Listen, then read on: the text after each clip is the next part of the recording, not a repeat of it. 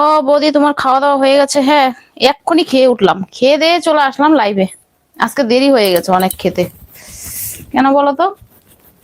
গিয়েছিলাম একটু বাজারে, তারপরে বাজার থেকে আসলাম, এসে রান্না করলাম। রান্না করে খেতে, কাপড় চোপড় ধুতে, চান করতে, সবকিছু করতে অনেকটা দেরি হয়ে গেছে।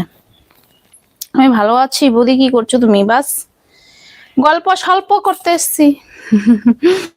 গল্প স্বল্প, বুঝেছো? বলো।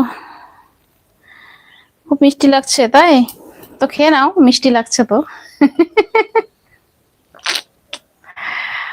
ও লালা, ও লালা, ও লালা, ও। কি ব্যাপার? কিছু ব্যাপার নেই? ব্যাপার হলো তো বলতাম। কিছু ব্যাপার নেই। দাইয়া দাইয়া দাইয়া রে, দাইয়া দাইয়া দাইয়া রে করছি, বাস এই যে ডান্স করছি।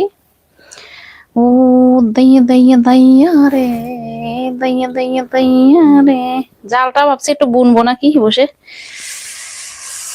আরে বৌদি, কি করছো? উত্তর দিতে দিতে আমার তো মাথা চুলকানি উঠে গেছে। না না, আমার বাড়ি বাংলাদেশে না, ইন্ডিয়াতে। ভারতে। ভারতে, বুঝেছো? সকাল থেকে এখনো এঁঠো বাসনগুলো মাজিনি। এঁঠো বাসনগুলো মাজলে আর উঠান টুঠান ঝাড় দিলে, ঘর ঝাড় দিলে আজকের দিনের কাম শেষ। ও তাই? ভালো লাগছে। Thank you, thank you.